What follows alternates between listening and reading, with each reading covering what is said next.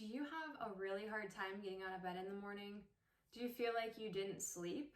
Do you feel groggy when you wake up, like you need caffeine to even get your day started? Caffeine to make it through the day?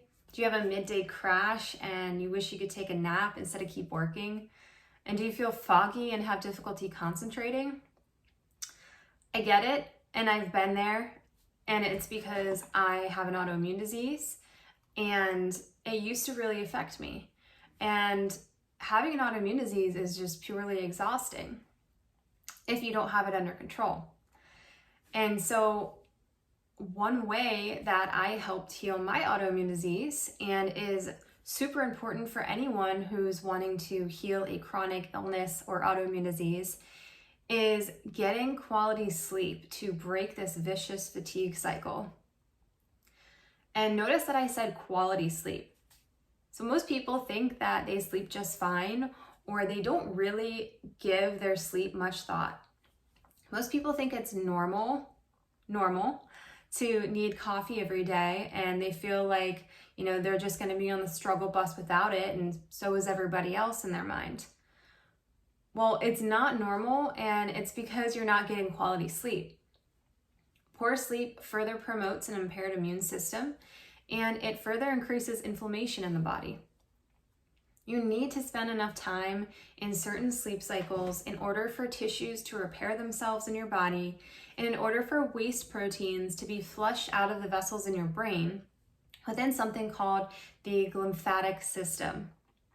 So I'm going to give you 10 tips on how to get quality sleep. So tip number 1 is to spend about 30 minutes outside in the sunlight every day if possible, and avoid blue light in the evening.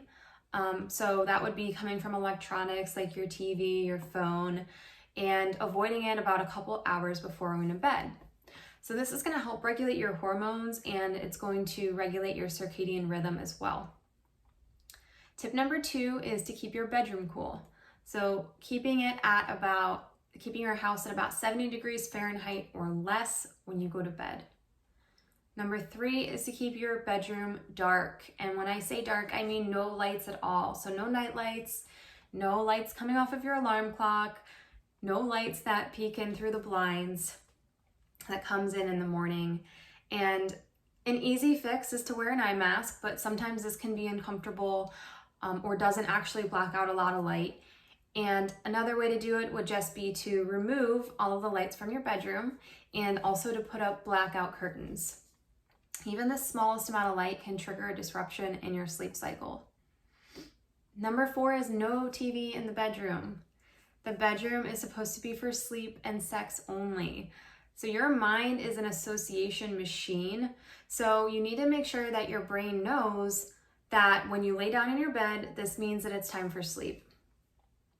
Number 5 is don't eat a super heavy meal right before bed. And if possible, don't eat a few hours before bed. Now, some of my clients have issues regulating their blood sugar, and they need a small snack before bed. Otherwise, they'll wake up in the middle of the night from a blood sugar crash.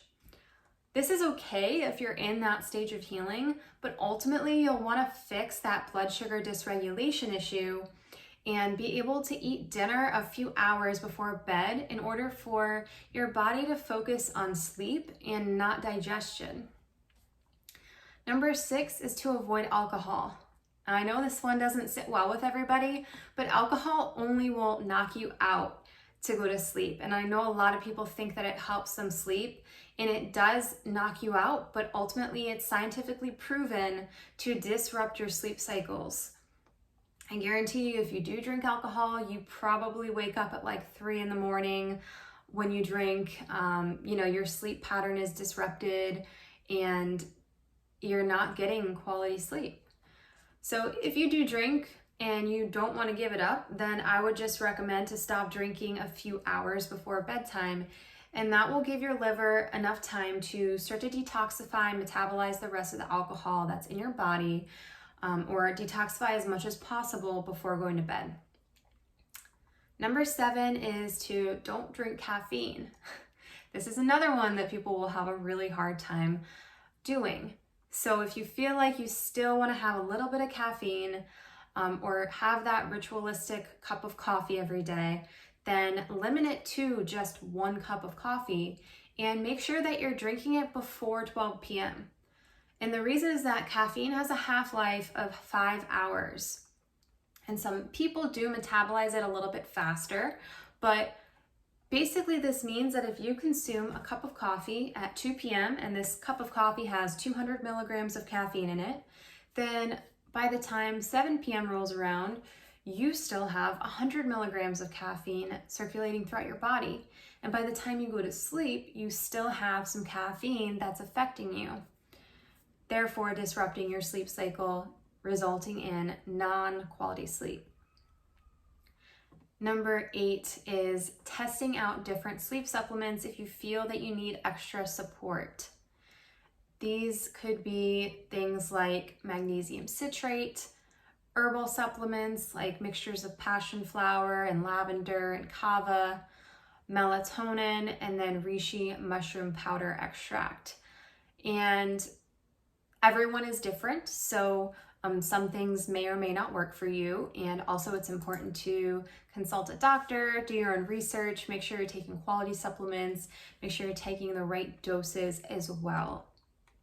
Number 9 is to go to sleep no later than 10 p.m. The quality of sleep before midnight that you get is worth twice as much as the sleep you get after midnight. And number 10 is to look into some relaxation techniques to add into your nightly routine to help you fall asleep easier. And that will look different for everyone, but it may be something like a hot shower or bath or a mindfulness practice. So I want you to pay attention to your sleep routine tonight.